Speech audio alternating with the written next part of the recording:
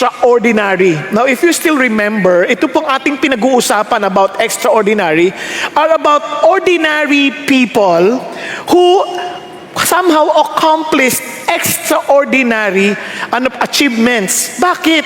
Because they serve the extraordinary God. Alam niyo po, napaka-importante ho ito sapagkat napakagandang paalala ho sa atin that if you look back, yung pong mga kinasangkapan ng Diyos, minsan mas malala pa sa atin. Going back, for example, for Abraham, he was a liar. And for Jacob, pag-aralan lang natin last week from Pastor Peter, di ba? He was a hill grabber, sa Tagalog, magnanakaw, mandarambong, di ba? And yet somehow God used him and he even identified himself with Jacob. Sabi niya, I am the God of Abraham, Isaac, and I'm the God of Jacob. Sarap, no? Parang ginagamit ng Diyos, hindi siya naghahanap ng perfect na tao. Sa totoo lang, if God will look for perfect people, wala na siyang makukuha sa atin. Nobody will ever serve Him any longer. Tama ba? Kaya, let me just encourage you, as we are studying these ordinary people with the extraordinary God, God is just telling you that He will use you. Kasi tanong dito, naniniwala ka ba that God can use you? Pakitingnan ka tabi mo, ikaw, turo mo, maniniwala ka ba? Now, let me ask you, ito, kanya-kanya na, taas mo kamay mo, naniniwala ka ba God will use you? Tingnan mo, iba sana nagdududa pa, sabi niya, ako? Yung iba napataas lang dahil hindi niya alam, anong nangyayari? Anong nangyayari? Di ba? Parang, hindi kayo, kanina yon. Di ba? Parang ano. Now, the reason why I'm telling you this, it is one thing to know that God uses ordinary people. But it is another thing to believe that God will make use of you, of me. Di ba? Isang bagay yun na dapat nating maintindihan. Talaga bang gagamitin ako ng Diyos? Talaga bang may gamit ako sa Diyos? Let me encourage you, may gamit ka sa Diyos. Kaya nga ho, ano lang ang tanong? Kaya sa mga napag-aralan natin in the past, mapapansin po ninyo, those are people na hindi po mga extraordinary. Now, let's just look again. In Acts, for example, now as they observed the confidence of Peter and John and understood that they were uneducated from the perspective and from the standards of the Pharisees and the scribes, from the standard of the teachers of the law, they were uneducated. They were untrained men. They were amazed and began to recognize them as having been with Jesus. Isang sikreto lang, they were with Jesus. Ang mahalaga, they had an experience with Jesus. Hindi yung parang, I know Jesus. No. Yung ba, patulad nung sinabi ng sabi ganun sa Acts, sabi niya, I know Jesus, I know Paul, but who are you? Hindi ganoon. Parang ito, they have an experience with Jesus, they were with Jesus, kaya ang tapang nila. They may be untrained, they may be uneducated sa mata ng tao, but God used them because they are with Jesus. Now, kung naniniwala ka, you belong to Jesus, you are with Jesus, God can make use of you. And in fact, God will use you. Definite, He will use you. Hindi niya yun, pinili ka ng Diyos. And ito lang po, tingnan niyo po, isa pang bagay. And as they were speaking to the people, look at the words, the priest and the captain of the temple guard and the Sadducees, those are leaders at that time. Sabi niya, came up to them being greatly disturbed. Why? Because they were teaching the people and proclaiming in Jesus the resurrection from the dead. The only thing they understood that Jesus Christ resurrected from the dead.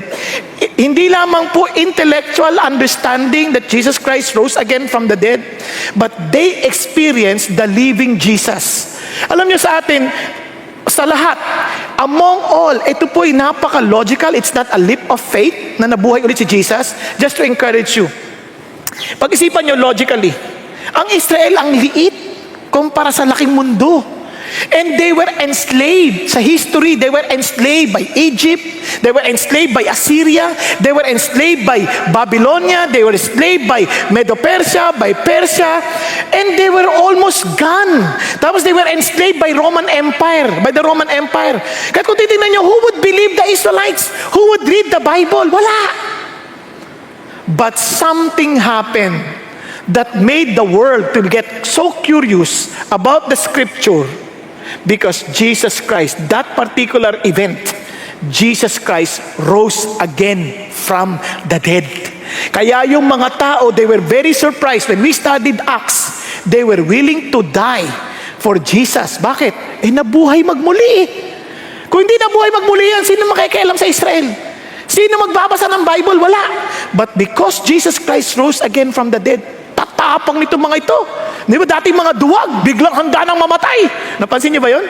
Ngayon, isipin niyo ngayon, tayo mismo, even if we have not witnessed the resurrection of Jesus Christ with our eyes, di ba? Pero hindi niyo maitatanggi that we can experience Him in our daily walk today. Kaya nga ho, kung may tapang ho, kaya pag tinanong, naalala ko yung anak ko, nagtanong sa Papa, kasi nag-aral siya sa UP, pero graduate na siya. Sabi niya, Papa, nung time na yon, nung magpapasok, paano kung i-convince sila akong walang Diyos? Paano kung convince sila ako, anak, huli na sila. Hindi mo ba nakita sa ating sariling pamilya yung reality ng Diyos? How the Lord God provided for us, how He answered our prayers, how He has transformed our lives. Sabi, oo nga no. Nakuha ninyo? Kaya hindi na lang siya parang katang-isip. Now, if Jesus Christ rose again from the dead, He's giving everybody a new beginning. Di ba? Sarap? Kaya He can make use of you. Ay, isipin nyo, the power of resurrection at work in you. Imposibleng meron pang maghahadlang sa'yo to accomplish His purpose. Kaya ho, huwag nyo i-underestimate what God can do. Naalala ko si Joey.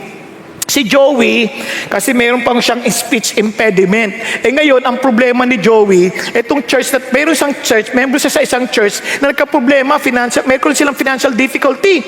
Sa financial difficulty, nag-iisip yung pastor, paano po namin kayo tatapatan yung problema namin sa pera?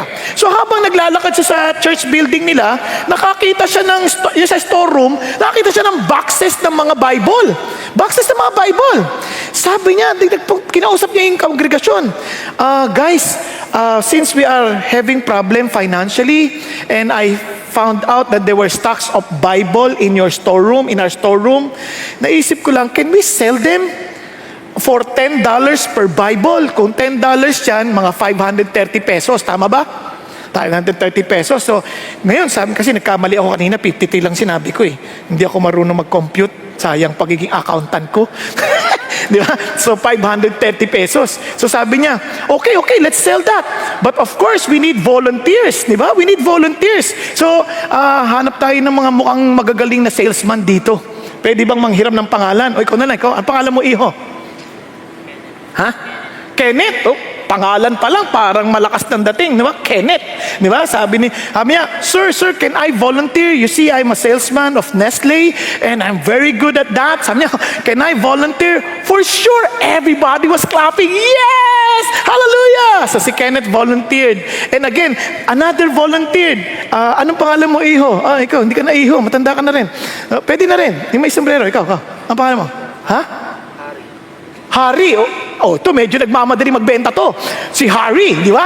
I want to volunteer. So Harry volunteered. Magaling din. He's from San Miguel. He's very known in sales. So palakpakan din yung mga tao. Yes, hallelujah, galing. Now, and all of a sudden, si Joey came in. I volunteer. May problema. I volunteer. Yung pastor, tsaka yung mga tao, ha? Nagulat sila. Ba't ka mag-volunteer? Parang, siyempre yung pastor hindi naman mapigilan kasi ma-discourage naman yung bata. Sabi niya kasi I volunteer eh. Sabi niya, want to be used by the Lord. Ganyan. Sila lahat, sige na. So, tinanggap. Ayan na. After 2 weeks, remittance day came. Etong si Kenneth, nag-remit ng $500. So, ilan na benta niya? Ilan? Compute. Huwag niyo ilabas ang calculator niyo, cellphone. Di ba? 50. Naman, 50 times 10. 500. Tama ba? So, wow! Palakpakan yung mga tao. He was able to sell 50 Bibles. Tapos, nagpunta na, tinanong na, Harry, how about you? Talo siya pali. Nahiyaya pa ako, no. You see, I was able to sell. Look at this. This is $1,000. Woo! 100 Bibles! Tapos, ang benta niya, bakbakan. Praise God for you, Harry. So praise the Lord. Oh, dumating na si Joey. How about you, Joey? Tapos humble na humble. Sabi niya, here's the money. But $2,500! Ilan na benta? 250 Bibles. Takam-taka sa sabi ni Kenneth, how did you do that? Ako nga, ang gagaling na namin magtinda. Hindi kami nakatinda ng ganyan. Si Harry, lalo ng galing. Paano mo ginawa yan? Sabi niya, prayed. Nag-pray siya, nag-pray. Sabi niya, then, I went out. Sabi niya, then, I talked to people. Sabi niya, you want me to read the Bible for you or buy? Di ba? Oh, siyempre, sabi ng mga tao, we will just buy. So, he was able to sell, di ba, 250 Bibles. You know, you cannot underestimate what God can accomplish to those who really trust in Him. Nagkakaintindihan? Minsan, akala natin, ganito lang ako, hindi ako gagamitin ng Diyos. No, you're wrong. The reason why I'm telling you this, because each one of us, we are so special to God. When He created us, He has great minds for all of us. He knew we were created with a purpose. We are created to bring honor and glory to Him. Kaya, hindi dahilan yun, parang hindi ako mali ka. Kaya tayo minsan, hindi tayo makaalagwa. No, hindi tayo maka-breakthrough. Ang dami nating mga problema, ang dami nating mga digmaang hinaharap. We battle against our insecurities. We battle about our finances. We battle about our problems with our families. We battle in school. We battle in our workplace. We battle physically. We battle about so many things. Nahihiya ako, natatakot ako. Ayoko niyan. Ano sabi ng Diyos? Ang totoo niyan, our real battle is this. Sabi ng Bible, finally, be strong in the Lord and in the strength of His might. Put on the full armor of God so that you will be able to stand firm against the schemes of the devil. The devil will always accuse you. The devil will always say, wala kang pag-asa. Ikaw, gagamitin ng Diyos. Nako, ang dami mong kabalbalan. Ang dami mong kapalpakan sa buhay. Ikaw, gagamitin ka ng Diyos. Hindi ka nga marunong magsalita. Ikaw, gagamitin ka ng Diyos. Bagsak-bagsak ka nga sa school. Ikaw, gagamitin ka ng Diyos. Di wala ka nga pera. Ikaw, gagamitin ka ng Diyos. Hindi ka nga pinaniniwalaan ng asawa mo. Then Satan will accuse you. And alam niyo, listen to this. Satan is the accuser of the brethren. But when God speaks to us, yes, he may convict us, but never will he condemn us. Are you following? Ang sa diablo ko, condemn ka niya. But God, He will just convict us and challenge us to come to Him and make yourself available, and He's always there to mold us according to His purpose. Amazing si God. Now, tingnan nyo, kasi sabi ng Lord, why? For our struggle is not against flesh and blood, but against what? The rulers, against the powers, against the world forces of this darkness, against the spiritual forces of wickedness in the heavenly places. Sino kalaban natin? Espiritu ng kadiliman. Obviously, don't say, pag ang asawa mo pinipigilan ka, huwag sabihin, alam mo, demonyo kan talaga eh. Walang ganunan. We fight it out in the spiritual realm. Kaya nga sabi ng Bible, put on your whole armor. Paano whole armor? Now, we cannot explain everything, but one thing for sure, our armor is Christ Himself. How did I say that? Look at this. Helmet of salvation, Jesus Christ. Breastplate of righteousness, si Jesus Christ. Belt of truth, si Jesus Christ. Sword of the Spirit, the Word of God, si Jesus Christ. Shield of faith, si Jesus Christ. And the sandals of preparation of the gospel of peace, si Jesus Christ. So our armor is Jesus Christ Himself. Kaya sabi ng Bible, what then shall we say to these things? If God is for us, who is against us? Amazing. Bakit? Kasi tinan nyo, He who did not spare His own Son, sino yan? Si Jesus. But delivered Him over for us all, how will He not also with Him freely give us all things? Ano kailangan mo to be usable for the Lord? Diba? Sabi ng Bible, tingnan nyo, because of that, but in all these things, we overwhelmingly conquer through Him who loved us. Kaya naman si Paul, sabi niya, I am convinced neither death, nor life, nor angels, nor principalities, nor things present, nor things to come, nor powers, nor height, nor depth, nor any other created thing will be able to separate us from the love of God, which is in Christ Jesus our Lord. Sarap, di ba? This is our assurance. Pakisabi sa katabi mo, wala kang dapat katakutan. This is our assurance. The Jesus who died for you is the very same Jesus who will strengthen you. Is the very same Jesus choosing you. Okay ba yan? Hello? Kaya, ang tanong na lang, are you willing? Kaya, ito po, ang ganda nito, hindi tayo iniwan sa ere with a principle. He gave us a very good example from the Bible of a person who also parang an ordinary guy whom God has chosen and yet became victorious. Sino yan? Yan ang ating aaralin. Si Joshua. Amen. Si Joshua. Are you excited? Si Joshua. Now, sa buong buhay ni Joshua, he was in a battle. Now, lagi siya nakikipaggera.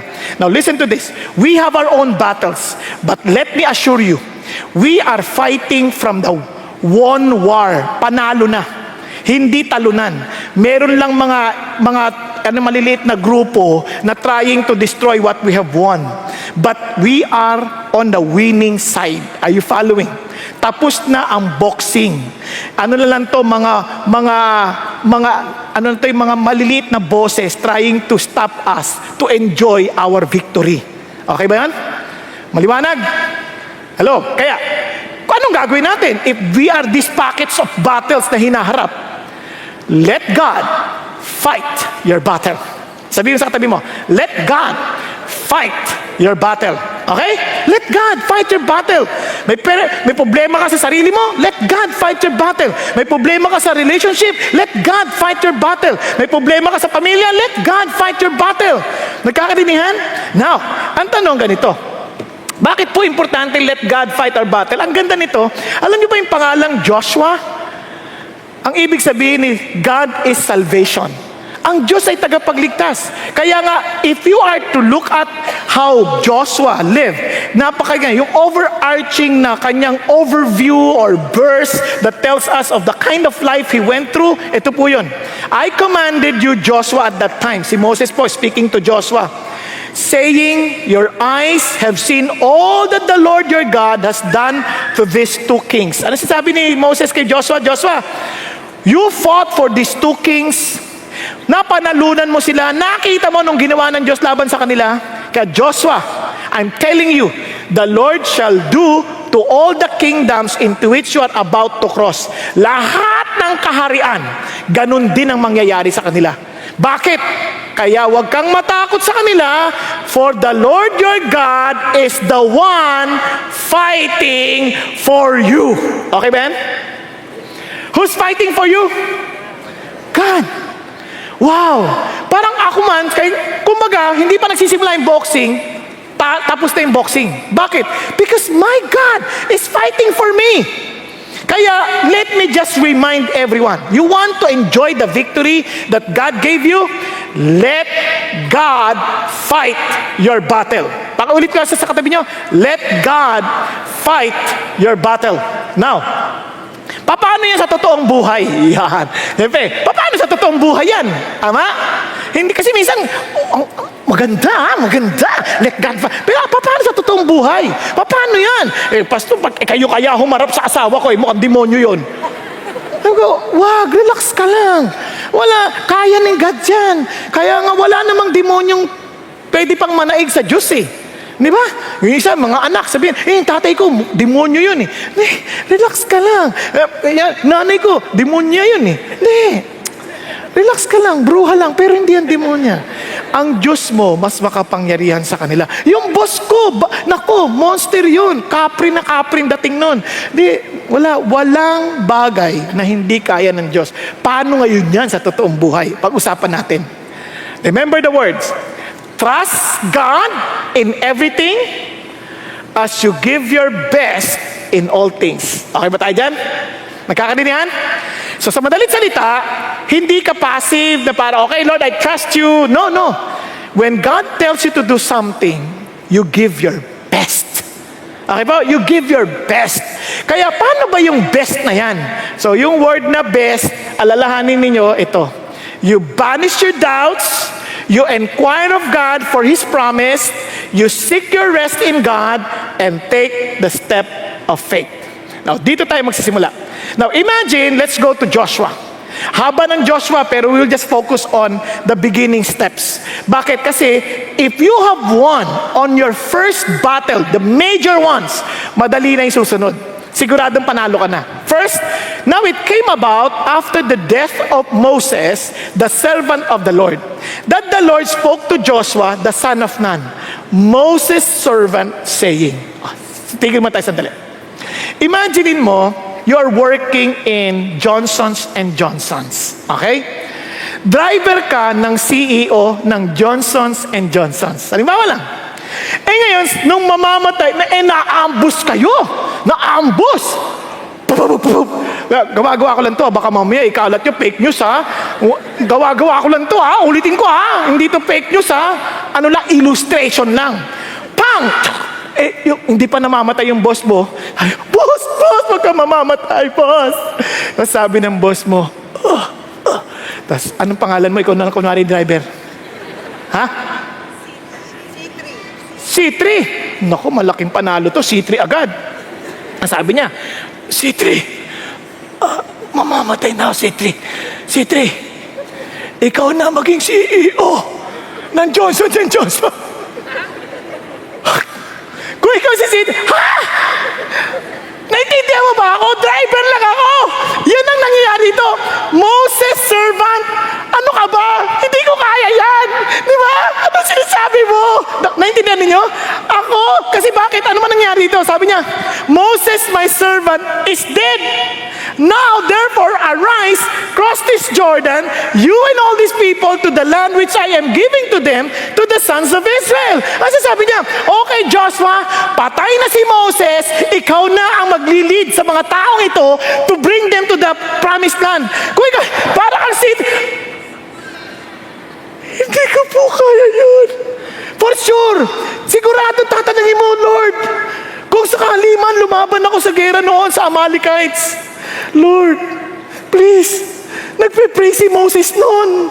Every time Moses would lift his hand, Lord, panalo kami.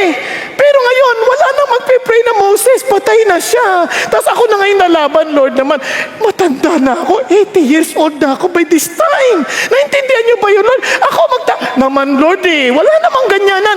For sure, you understand what He's going through. Tama ba? And to some of us, when God tells you, I want to make use of you, Lord naman, wala namang ganyanan. I just want to enjoy attending the service for you to use me. Naman, Lord, doon lang nga sa service, nakakatulog ako Gagamitin mo pa ako? Nakuha ninyo? Now, ito po. Kaya ang una mong gagawin, the first battle, kasi you cannot cross until you settle that battle inside of you. Kaya nga lahat ng labanan, dito nagsisimula. Warren Wiersbe was right. The heart of every problem is a problem in the heart. Kaya nga, ang una mong gagawin is to banish your doubts. Why? Because doubts limits our potentials. Doubts creates a barrier para gawin natin yung nararapat. Kaya nga, you have to banish the doubt. Sabi ng Bible, anyone who doubts is like a wave in the sea, blown up and down by the wind. They should not think they will receive anything from the Lord. Sabi minsan, we expect God to do something great in our lives, but we keep on doubting. Why? Bakit ako nagdududa? Namin challenge si Lord kay Joshua. Be bold and strong. The reason why God has to tell him be strong and be bold and strong, because he was afraid. Kaya be encouraged. Even Joshua felt afraid. Now, I was once asked, Pastor Bong, hindi ka na ba natatakot pag mag-preach? You just don't understand. Sa tagal ko nagme-minister for the past more than 30 years, tuwing maaakit ako, nangangatog ako, nagpe-pray ako sa likod, nagpe-pray ko, maawa ka sa akin, hindi ko to kaya. Lord, paano ko gigisingin ang kaluluwa ko para makapagsalita sa mga tulog na kaluluwa? Napag-isipan niyo mabuti. Hindi ata madali yun kasi ang labanan, hindi pagkatapos ito eh. Yung pagkatapos ito, may labanan na rin. May labanan. Kasi hindi ho biro. Kaya I would cry out before God. Almost every day I would cry and say, God, pag di mo ako tinulungan sa mga ginagawa ko, patay ako rito. I'm afraid. Ganon din. Kaya sabi ng Lord, let me tell you this, banish fear and doubt. For remember, the Lord your God is with you wherever you go. Now, how can you banish your doubt? Can you do that? Of course. Because doubt is a choice. To doubt is a choice. Let me repeat. Para pagdudahan mo yung sinabi ng Diyos at ang sarili, yung ginawa ng Diyos para sa iyo, pinili mo magduda. Choice yun. Di ba? Hindi ka naman parang, basta nagdududa. Hindi, pinili mo magduda.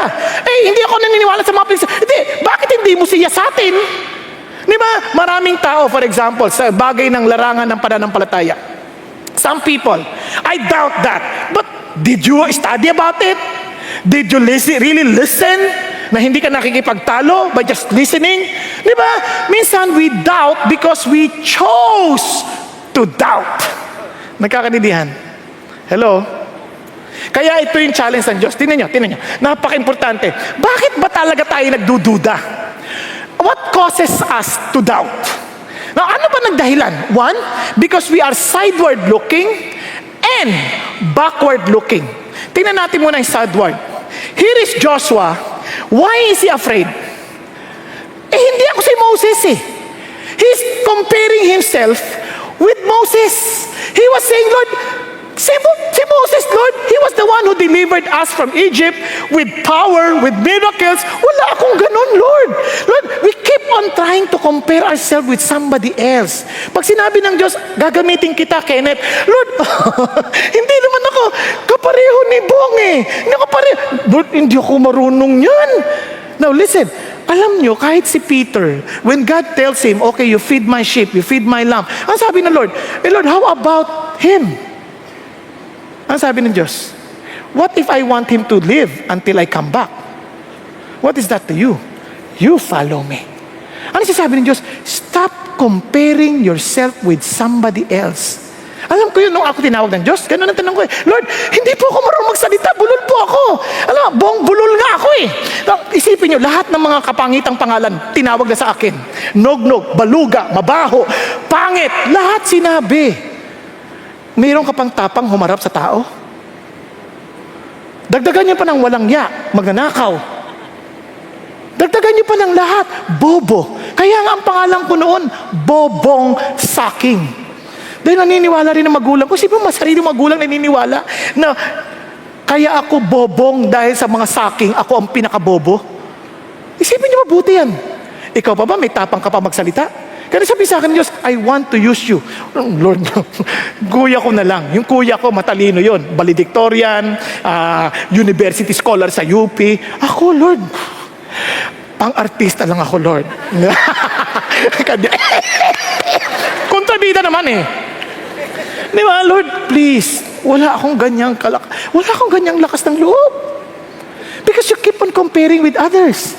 You see, God, hindi aksidente magkakaiba tayo ng mukha. Hindi aksidente magkakaiba tayo ng anyo. Bakit? Because God will make use of you as you are.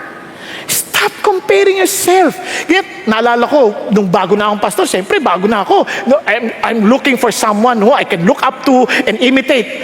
Isang pastor, ang galing. Kasi ako, I easily get disturbed. Pag yung mga tao na natutulog, na-disturb ako. Siya, tuloy lang. Babasahin niya yung script niya, wala siyang pakialam, matulog ka o hindi. Sabi ko, gusto ko yun Gusto ko yan. Wala siyang pakialam sa mga tao. Gagayahin ko yan. Sabi natin, pangalan niya ay C3. Ha? Oh. Tapos, mayroon naman nakita isang pastor, galing din. Ang tangkad, ang gwapo ng dating. Tapos, ang linis ng dating. Kasi may mga tao ang linis ng dating eh. Diba? Pag ganyan, pag preach, God loves you. Iba! Yung mga babae, gumagano kagad kasi parang, ang dating parang, I love you, parang gano'n eh, parang, ang gwapo, ganyan. Ako, Lord, gusto ko yung ganyan dating, yung ang linis ng dating, ganyan. Kasi ako, marumi yung dating ko eh. Kahit bagong ligo ako, marumi yung dating eh. Yun, parang di naliligo, pero ang linis. Makinis kumalaw. Makinis. Ganyan. Sabi ko, wow, gusto ko maging ganyan. Tapos sunod, nakakita naman ako, mas matindi. Humihiga naman. Humihiga. Gusto ko rin yan. Gusto ko yung humihiga. Tapos sabi ng Lord, tingnan mo. Gusto mo maging C3. Gusto mo maging C2. Gusto mo maging C1. Sabi niya, alam mo, wala ka doon. Iba ka. Di ba? Hindi ka si C3, hindi ka si C2, hindi ka si C1. Why don't you just be Bong? Don't compare yourself with others. I did not choose you because you're like C3. I did not choose you because you're like C2. I didn't choose you because you're like C1. I chose you because you're Bong. Nagkakanidihan? Kaya tinawag sabi ng Bible, of course, we would not dare to classify ourselves or compare ourselves with those who rate themselves so highly. How stupid they are. They make up their own standards to measure themselves by and they judge themselves by their own standards. Sabi niya, kalokohan yun. Balikan natin. Sa ibang translation, ganda-ganda. Certainly, when they measure themselves by themselves and compare themselves to themselves, they show how foolish they are. Pinapakita mo lang na stupido sila. Bakit?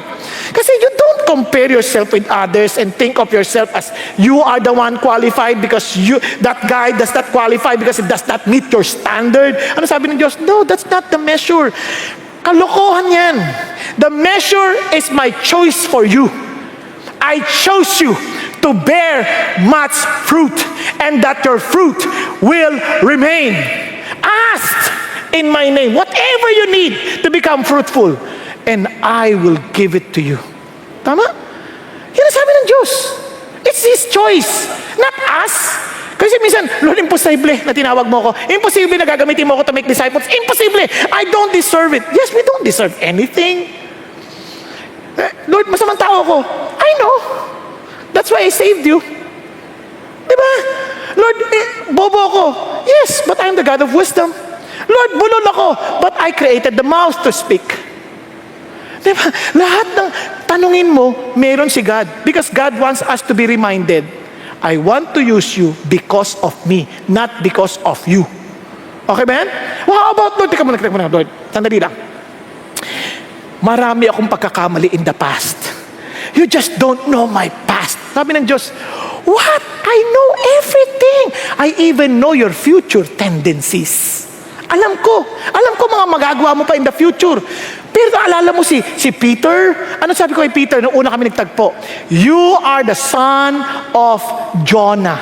Di ba? You are, sabi niya, you are Peter. Hindi pa Peter ang pangalan niya nun eh. You are Simon. Ano yung Simon? Parang tambo. Sabi niya, read. You are Simon, son of Jonah. Ano ibig sabihin? Jonah is a dove. Son of, parang a little dove, learning how to fly. Walang direksyon sa buhay. Madaling mahangin. But you shall be called Cephas, the rock. You will become solid, stable. Lord, sandali. Hindi mo ba alam nitong si Peter na ito, itatanggi ka 3 times? I know. Hindi mo ba alam, i-review ka ni Paul? I know. That's why I will provide him everything he would need to become the Cephas of my movement. Nagkakanindihan? Ang tanong lang, will you come? Kaya sabi niya, Peter, come, follow me. Yes, Lord, I'll follow. Yun ang challenge. Kaya hindi na issue yung nakaraan. Hindi na issue, bakit? Kaya kahit si Joshua, nagkamali rin siya. Ang dami niya mga past failures. In fact, after this, that he was convinced to follow the Lord, nagkamali pa rin siya. Sample. Now, Joshua sent men from Jericho to Ai. No, some people they would pronounce it Ai, some Ai, yung iba naman Aa, eto Ai. Basta sa atin, Ai. Okay lang? Ai? Okay. Basta at least nagkakaintindihan tayo lahat. Ngayon kung Ai ka o Ai ka, basta Ai. The city of Ai, which is near Beth-aven, east of Bethel, and said to them, go up and spy out the land. So the men went up and spied out Ai. So, okay naman. Tama naman yung ginawa niya. Nag-spy siya. He followed the examples of Moses. They returned to Joshua and said to him, do not let all the people go up. Only about 2,000 or 3,000 men need to go up to Ai. Maliit na sila. Kaya natin to. 3,000 lang. Huwag na lahat.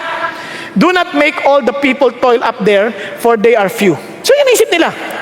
So about 3,000 men from the people went up there, but they fled from the men of Ai. What?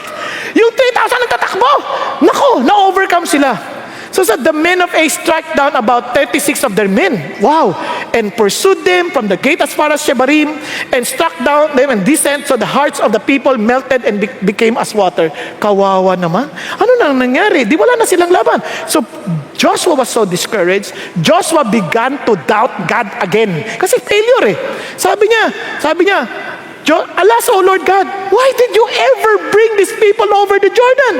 Only to deliver us into the hand of the Amorites, to destroy us. If only had been willing to dwell beyond the Jordan, sana Lord, nandun na lang kami. Ano sabi ng Lord? Pakinggan niyo. Sabi ng Lord, sumagot si God, tumayo ka nga. Bakit ka ba nakadapa? Uy, nagtatagalog si Lord ha, mamisa-misan. Ba't ka ba nakadapa? Tumayo ka nga. Sabi ng Diyos, alam mo, mayroon kayong problema eh. You did not listen to my instruction. Hindi kayo nakinig. Sabi ko sa inyo, huwag kayong kukuha ng bagay na para sa inyong sarili. Everything must belong to God. Tinago nyo. That was the issue of Achan. Nagnakaw si Achan. Alala nyo? And the Lord revealed to him na si Achan ngayon nagkaproblema, so they stoned Achan and his family to death. Now, nung naayos na lahat, sabi niya, okay, let's just consecrate ourselves, and let's now go as the Lord as the Lord instructs us. Ano sabi ng Diyos? Kahit nagkamali ka, it doesn't mean that's the end of the world. You know what God is saying? Sige, balik ka na sa akin. Let's work it out again. Pag nagkamali ka, whatever failures you had, God is giving us a new beginning. Yun ang idea ng mercy. God is full of mercy. God is full of second chances. Ayaw mo ba yan? Now, so ano nangyari?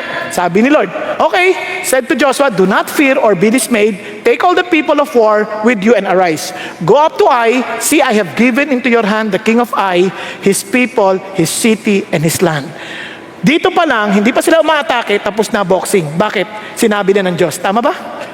So, at after that, all who fell that day, both men and women, were 12,000. All the people of Ai. And sabi ng Diyos, let's continue. And ano sabi ng Lord sa atin? This is why I'm telling you, don't dwell on your past. Don't dwell on your past failures. Even Paul said, not that I've already obtained it or have already become perfect. Hindi pa. Yes, I am pursuing that, but hindi ko pa nakakamtan. But I pressed on so that I may lay hold of that for which also I was laid hold of by Christ Jesus. Kasi sabi niya, brethren, I do not regard myself as having laid hold of it yet. Hindi pa. But one thing I do, forgetting what lies behind and reaching forward to what lies ahead. And sabi niya, I press on toward the goal for the prize of the upward call of God in Christ Jesus. You know what God is saying? You are not defined by your history. You are defined by your destiny. Saan ka papunta? If you're headed there to eternity, then live. That defines you. Nagkakaintindihan po? Kaya nga, ang bait ng Diyos, kalimutan mo yung nakaraan. Tingnan nyo, we are meant to move forward, not backward. Pag-isipan nyo, itong katawan natin. Tingnan nyo. Saan ang mata natin? Sa harap. Para paharap ang tingin. Hindi sa likod. Kung sa likod yan, di dapat hanggang tayo punta. Di ba? Paatras tayo. Yung iba, ang mata nyo ngayon, pababa. Sorry. Time to look forward. Tama?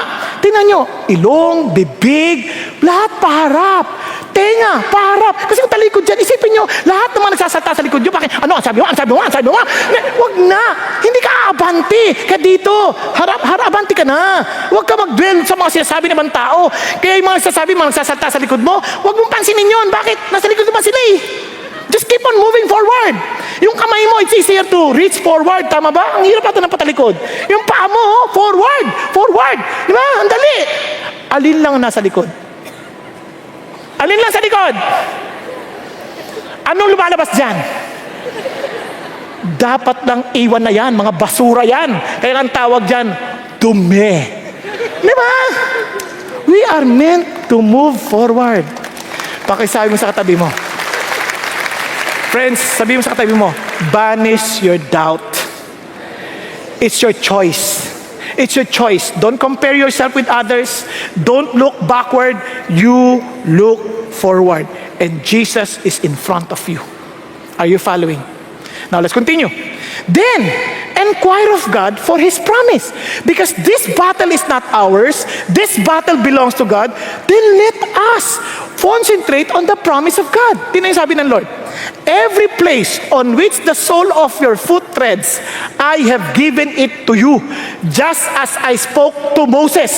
Sabi niya, binigay ko to sa'yo. In other translation, I will give it to you. Hindi sabi niya, I may. No, I will. It's a promise. It's a certainty that I will give whatever you put your soul on. Sabi niya, iyo yan. Diba sarap ng promise ng Diyos? Parang ito sa labanan. Ulitin ko hello. Sa labanan, kapag may problema ka, before you go forward, you seek God's promise. Sa Bible natin, we have 7,000 promises. Pero, hindi mo ma-personalize. Kaya mag-uusap talaga kayo ng Diyos, Lord, pangakuan mo ako rito.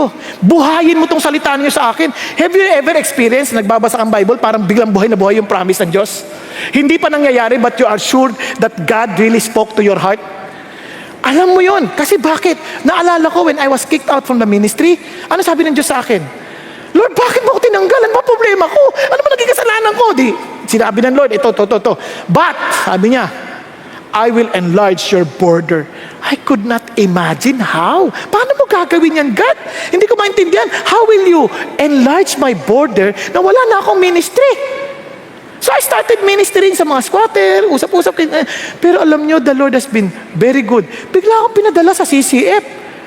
Pagkatay sa CCF, ginawa kong, umattend ako ng D-group, attend ako ng Biblical Foundation. I started from scratch. Tapos pagdating doon, hindi ko alam yung D-group leader ko, pastor pala ng hapon, ng Tagalog service. Kasi kung ang hinahanap ni Pastor Peter na D-group leader ko, yung pastor ng Exalt, yung sa worship team. Kung siya ang nahanap, hindi niya nahanap worship leader sana ako ngayon. Tama? Kasi, ewan ko, kasi kumakanta rin ako kanti-konti. Ngayon, buti na lang, hindi niya nahanap. Hindi niya mahanap. So, nahanap niya yung pastor. Ito ang maging, guide mo siya, guide mo. So, ginaid ako. Sabi niya, ano ba trabaho mo dati? Natanggal akong pastor dahil masamang tao ako Sabi, and he guided me, helped me, start all over again. Ang ganda, bait ng Diyos. And I started preaching as a guest. Preaching as a guest. Then after about a year, wala pa nga isang taon the Lord filled up the place. And somehow, they needed another service. Ano nangyari? Of course, the rest is history. But surprisingly, sabi, ang request ko lang, Lord, sabi ng dati kong mga leaders, hindi daw ako tinawag. So now that I have new leadership, if you really have called me into the ministry, then my new leadership will affirm that I am called. I don't need to manipulate. Hindi ako sabi, kailangan, pakita ko sa'yo, magaling ako. Wala. I just kept myself, following whatever the Lord is telling me, doing discipleship, attending whatever is needed to be a real member of this movement. And by God's grace, na-recognize ng mga leadership, sabi niya, I think God called you really as a pastor. Di ba? Parang Netflix. Di ba? O anong sunod na ginawa ng Diyos? Hindi ko man alam na napapalabas pala sa TV tsaka sa YouTube. Nung una ko napanood, nabuksan ko yung TV, nakita ko sa sarili ko, ang pangit, pinatay ko kagad. Promise, pinatay ko. Tapos asawa ko, nagte-text pa, sabi niya, uy, manood kayo. Patayin mo yan, ang pangit. Pinatay ko talaga. Tapos hindi ko pa alam the following day na magsisimula ulit, i-replay pala yun. Pagbukas ko ng TV, hindi ko man nailipat. Ako ulit! Sabi ko, ang sinasabi ko ganito, hindi na importante kung pangit ka. Ang mahalaga, magpagamit ka sa kalooban ng Diyos. Biglang iyak ako. Okay, pangit kung pangit. Hindi na mahalaga yon. Pero hiniling ko sa Lord, pwede niyo ba, kasi sobrang taba ko noon pwede niyo pa akong papayatin, baka akala na kinakain ko yung tights. Sa awa ng Diyos, pumeta akong konti. Mahirap kasi may sakit pala ako sa thyroid. Pero anyway, mabait ang Diyos. What I'm trying to say is this. When He promises something, He will surely do it. Amen? Now, amazing God. Now, let's continue. Sabi niya, now behold, look at this. Today, sabi niya, before he died, today I'm going the way of all the earth. And in all your hearts and in all your souls, that not one word of all the good words which the Lord your God spoke concerning you has failed. Ni isang pangako na nag-fail. Wala. All have been fulfilled for you, not one of them has failed. Grabe, no? Now, sa ibang translation, para lalo mas maganda, sabi niya, soon I will die, going the way of everything on earth. Deep in your hearts, you know that every promise of the Lord your God has come true. Not a single one has failed. Because our God is faithful. Amazing. Gusto niyo sa Tagalog? O, ano sabi niya? Malapit na akong pumanaw. At ang iba sa inyo, matulog. Pero, alam nyo, sa inyong puso't kaluluwa na tinupad ng Diyos ninyong si Yahweh ang bawat mabuting bagay na ipinangako niya sa inyo. Wala siyang hindi tinupad. Ang tanong na lang, alam mo ba yung pangako ng Diyos? Tingnan niyo yung mga pangako ng Diyos. Sa lahat ng lumalakad sa Diyos, anong pangako niya? Strength. Palalakasin kita. Sabi niya, no man will be able to stand before you all the days of your life. Ilang taon na si Joshua? 80 plus na. Tapos sabi niya, no one will stand over. Now, isipin niyo kung tayo na yung mga ganong 80. Lord, kakamitin mo pa ako, 80 na ako. Sa lahat ng mga senior citizen, listen to this. Listen to this. Hanggat buhay ka, may gamit ka sa Diyos. Well, kasi minsan yung mga medyo may edad na, minsan hindi ko nila lahat, medyo madamdamin. Di ba? Konting ano lang, lagi na lang ninyo ako, matanda na ako, ginaganda ninyo ako, ano ako, tagahugas ng plato. Di ba? Masin madamdamin kasi feeling nila, parang ano ko, wala na ako saysay. No, alam niyo ba sa pag-aaral, mga 60 to 70 years old ang most productive years ng isang tao.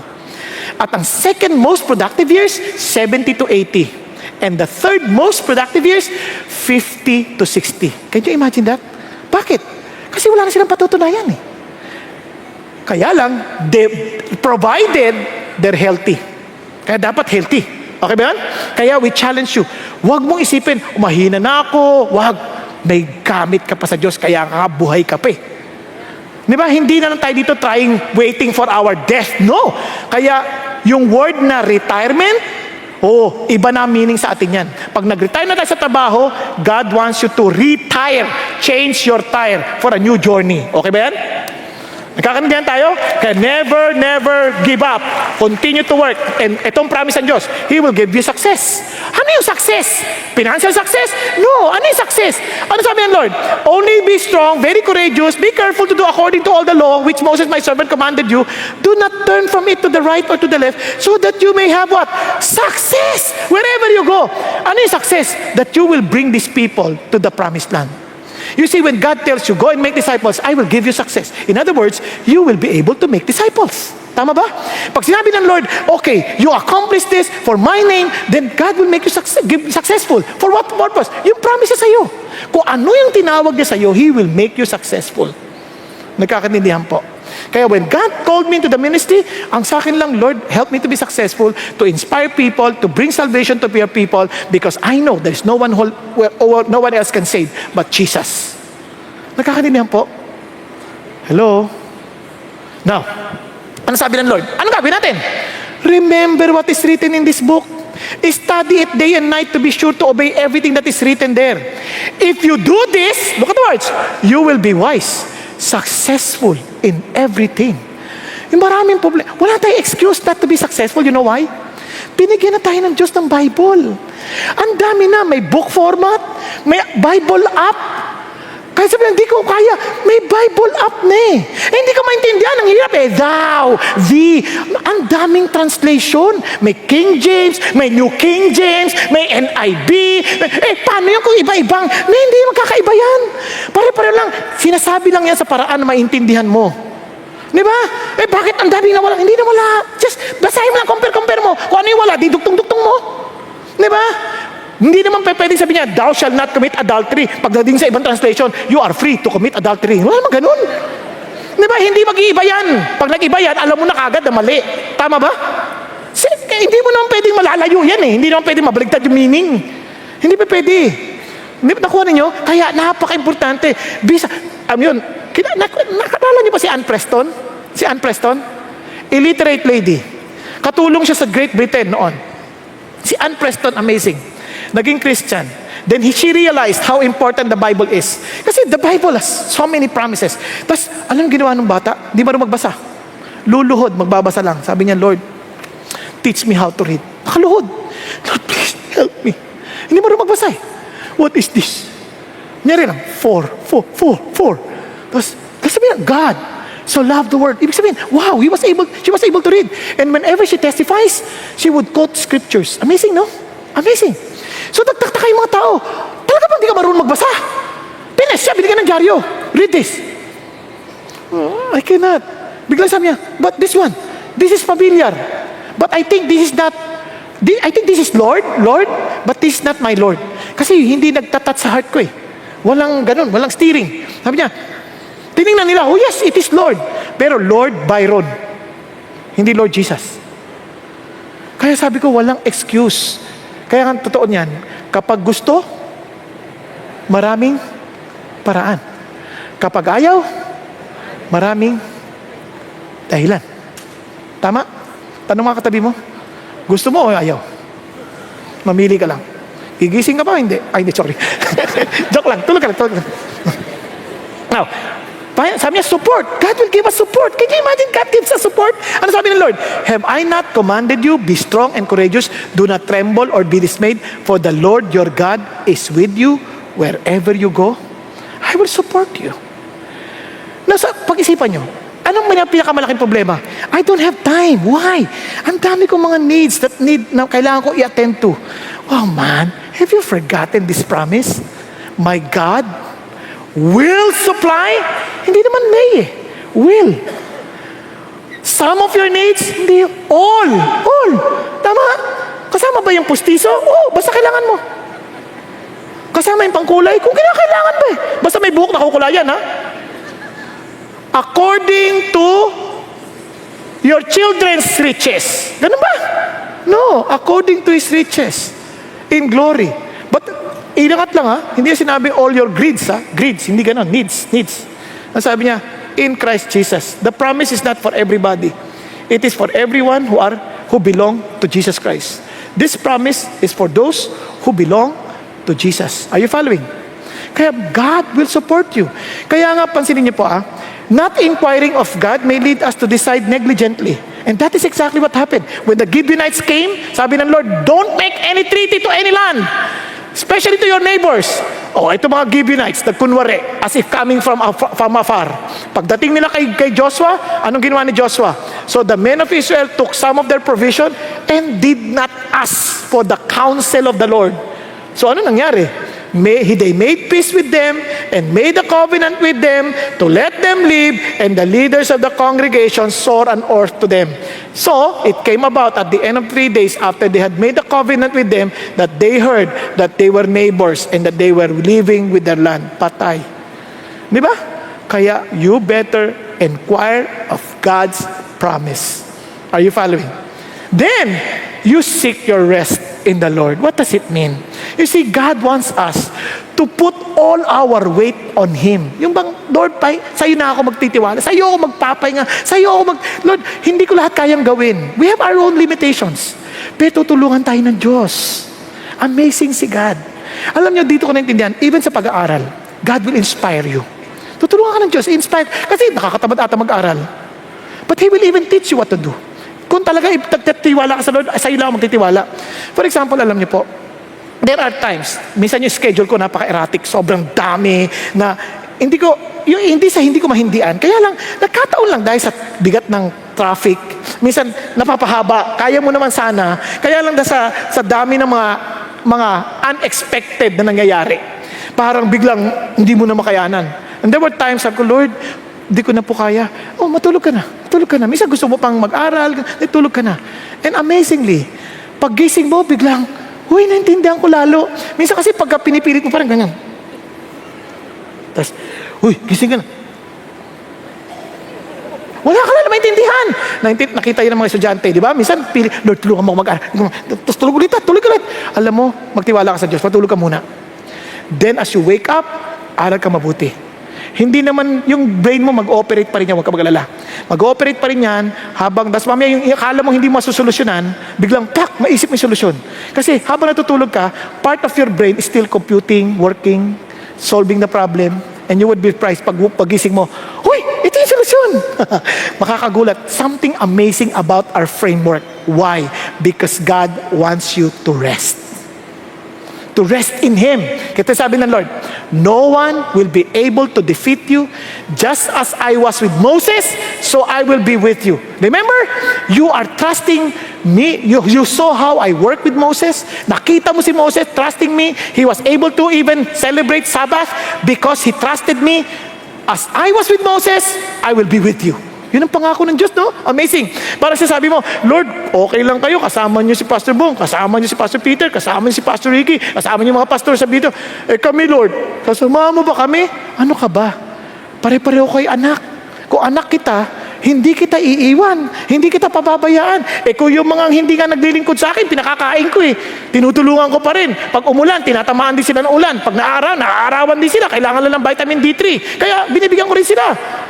Hindi dahil sila yung nagmamahal sa akin. Kung sila nga, binibigyan ko, ikaw pa, anak ko. Di ba? So, kung nga si Pastor Bong, sasamahan ko servant ko nga yan, ikaw pa, anak ko. Oh, di ba, pare-pareho tayo anak ni Lord, di ba? So, ang tanong lang, nagtitiwala ka ba? Yes. Kasi sabi ng Lord, trust in the Lord with all your heart. Do not lean on your own understanding. In all your ways, acknowledge Him, and He will make your paths straight. Kaya tama si Pastor Peter last week, sabi niya, don't grab. Huwag mong manipulahin ang mga sitwasyon. Di ba, minsan yung mga babae, minsan, minamatipula nila asawa nila para yung asawa nila, basta, mating ka service, kundi kita kausapin. Kahit mating na service yan. Kung hindi naman sila totoo sa Diyos, di wala rin. Huwag mo nang manipulahin. Gawang mo na siya na mabuti. Kain ka, di ba? Ano ka na ba? Ba't ganyan ka, sweetheart? Napaka-submissive mo, napaka-loving mo. Siyempre, mahal ko si Jesus eh. Di ba? Ayoko sa kanya eh. Huwag ka mag-alala. Ako punta langit, ikaw sa impyerno. Pasasayain na kita. Di ba? You trust in God.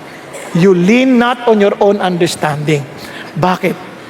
Everything, acknowledge Him. Then, tapos na yung mga pep talk natin, sabi ng Lord, take the step of faith. Joshua, I already told you my promises. Joshua, now time to take the step of faith. Minsan, ang dami natin pep talk, go make a disciples, I will be with you. No. Now, start. Diba? Do it. Kasi paano mo malalaman kung hindi ka hahakbang? Paano mo malalaman, Lord, kung talaga ikaw yan? Let me walk on the water. Paano malalaman kung hindi ka hahakbang? Malalaman mo pag humakbang ka na that I will be with you. Malalaman mo pag humakbang ka na makakalakad kasi ibabaw ng tubig. Pero kailangan mo na humakbang. Kailangan mong umakbang. Sasabi ng Bible, then Joshua issued instructions to the leaders to tell the people to get ready to cross the Jordan River. Napansin niyo po? Panahon na. Don't wait for any... Tapos na yung lahat. It is time for action. When God tells you time for action, gawin mo na yung dapat mong gawin. Follow the Lord's instruction. And look at the words. If you wait for perfect conditions, you'll never get anything done. Iba, saka na po, Lord, pagka nag-retire na ako, saka na, Lord, pag nakagraduate na ako, saka na, Lord, pag nag-college na ako, saka na, Lord, pagka magkatrabaho na ako. Trust me, if you don't start it now, you can never have a perfect condition. Are you following? Some people, they always keep, pag nag-asawa ng mga anak ko, paano kung di pa dumating yan? Paano kung di na siya nag-asawa? 59 na, wala pa nang nililigaw. Paano? If you're still waiting for the perfect condition, sorry.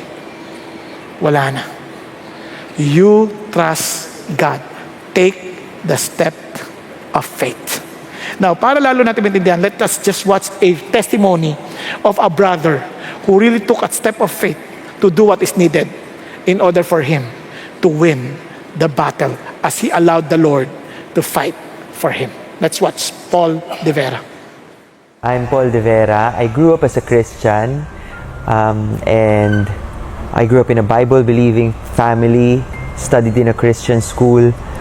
But growing up, I was dealing with a suicidal tendency that was there because it came out of habit.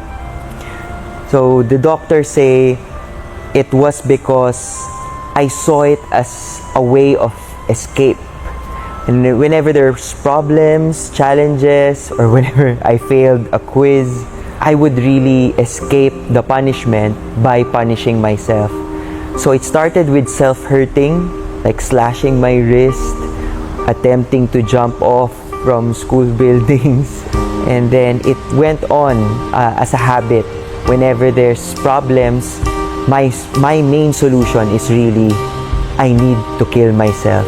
But it's in the hopes that people will give pity, people will love instead of rebuke or correct me. But I surrendered that to the Lord, and I thought I was over it until 2017 came. During that time, my parents separated. That was really a trigger ever since I was a kid. So my solution back then was to pray, to do my quiet time, and I was doing that because I am a follower of Christ.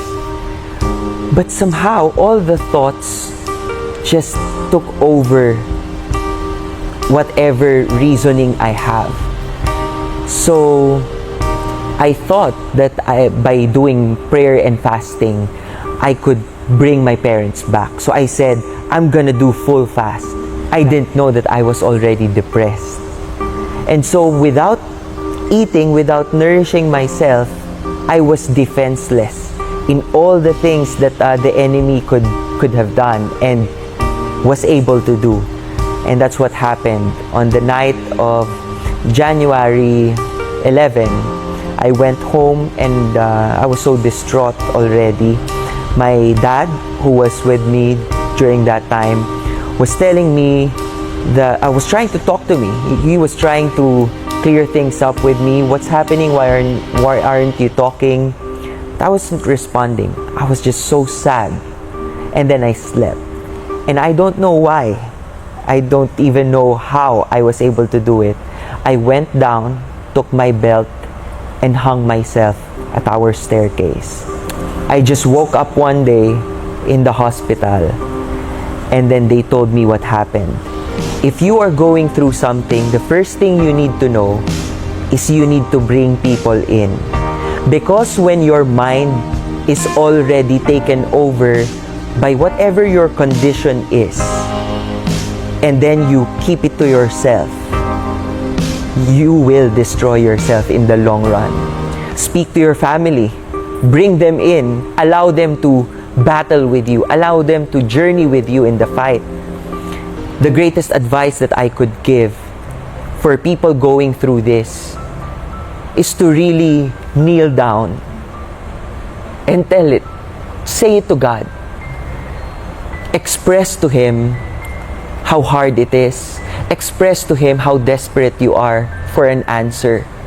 And don't leave your prayer room until you get that answer. Sometimes the answer is not, this is how I will heal you. The answer is not, boom, wala na yung struggle mo.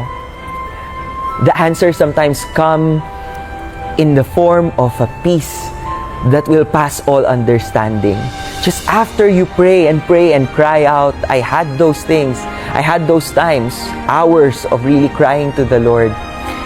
And then I would breathe and the struggle's not there anymore. And I would worship God. I would really tell God, Lord, you saved me. So please be with me. I will step out of this. I will face the world. But I know it can happen anytime. I want you to be with me. Don't leave me. Don't forsake me. I need you. And it was a battle with Him. For 2 years, now I've been off my medications. But I knew that it was a hard fight. But I wasn't fighting alone. I think that's what they should remember. The battle is not yours. It's God's. And you just have to fight with Him. You just have to believe that He is fighting for you. He is not against you. And He will send people in. He will send wisdom. He will send help. He will send hope. So don't lose hope because God is there. Keep the fight. Keep on fighting. Keep on struggling. And He will get you out of the cave. Get you out of the darkness. There's a light at the end of the tunnel. You wait till you get out. Praise God. Praise God. Ano pansin nyo? Everything that we've talked about, a choice not to doubt the Lord, a choice to seek for His promise, a choice as in to rest in God's instruction. Tama? And a choice for what? To take a step of faith. Panahon na, laban na, di ba? Now, there's a last enemy that we are, parang somehow we're fighting. And alam niyo po ba, let me just encourage with this. Yung pinakamatindi nating kalaban, tinalo na ni God. Kaya lahat ng kalaban natin, yung battle sa atin, petty na yan. Because the worst enemy is death. And look at this. O death, where is your victory? O death, where is your sting? Wala na yung kamandag mo. The sting of death is sin, and the power of sin is the law. But thanks be to God, who gives us the victory through our Lord Jesus Christ. Di ba? Ang sarap. No, kasi sabi ng Diyos, therefore, my beloved brethren, be steadfast. Be immovable. Always abounding in the work of the Lord. Huwag ka magsasawa. Huwag ka matatakot. Keep on working, knowing that your toil is not useless, is not in vain in the Lord. Kaya mga kapatid, I'm telling you this. You choose to banish your doubts and trust God. You choose as in to inquire of His promises. Doon nga pangawakan, ilaban mo. Lord, laban mo sa Diyos. Because Lord, let you fight my battle. You're not against me. Tama? And sabi, Lord, let me just seek my rest in you. Don't rest on people's promises. Don't rest as in on people's words. You rest on God. And, pinaka-importante, take the step of faith. Don't wait for a perfect condition because it will never happen. Take and believe God's word. Tayo pong lahat ay yumuko sandali at pumikit. Kapatid, if you are not even convinced that God has already overcame death, that God has already destroyed our worst enemy, which is death, how could you trust God for the petty battles that we still have in life? Kaya ang laking hamon ho sa atin. If you're not even sure na pagharap mo sa Diyos, hindi ka na mamamatay. Bakit? Hindi ka na dadalhin sa second death. Kasi napagtagumpayan na ni Jesus Christ. Dahil kasama mo na si Jesus. Kaya tanong lang, are you really convinced that in your own personal walk with God, even death, hindi mo kakatakutan because you know na si Jesus kasama mo. At si Jesus, He already overcame death. Kapatid, if you are not yet sure na talagang mayroon ka ng panalo sa death and you want just to be sure that you belong to Jesus, be humble enough to admit it and say, Lord, I just want to surrender myself to you. I don't want to fight this death any longer. I want just to follow you. Kahit dahil alam ko, I don't need to keep on being alive on myself, but for me to die for myself and live only for you. Kaya kapatid, if God is speaking to your heart, be humble to admit it. Lord, I want to live for you. Lord, I just want to surrender myself to you. I just don't want to keep on fighting. Let you fight my battle. If that is if that is what you are crying out before God, will you please raise your hand before the Lord with all humility? Yes, yes, yes, yes. Give up and say, Lord, you fight my battle. You fight my battle. I'm tired of fighting my own battle. Let God fight your battle. And say, God, I know you have already overcame death. So Lord, I give my life to you. I want to live. I don't want to stay dead. I want to live. And you are the author of life. So Lord Jesus, thank you for dying on the cross for me. Thank you that you rose again from the dead to give us life. So Lord Jesus, I give my life to you that I may live for you. That I will not allow to entertain what Satan is telling me to do, but to follow you, to listen to you, because my life belongs to you now. Wala nang kamandag ang kamatayan, wala nang kamandag si Satan laban sa akin, because you have already won the war. Lord Jesus, thank you, and I claim that victory to myself. Thank you, Lord Jesus. Hallelujah. Thank you, Lord Jesus, for dying for me. Thank you, Jesus, for saving me. Now I challenge everyone. The Lord is calling you. The Lord wants to use you. Ang tanong lang, would you be willing to be used by the Lord? by just banishing your doubts and believing God, to choose your call from the Lord. And really inquire of His promise and really seek your rest in Him. And to really take a step of faith. Friends, you've been here for so many long years already, but God is telling you now is the time for you to take the step of faith. Kapatid, if you know that God is calling you and telling you that He will make use of you, and you're making yourself available for that, no longer waiting for the perfect condition, but you're saying, God, by faith, I will rise up from where I am. I will stand from where I am because I want my life to be usable to your kingdom.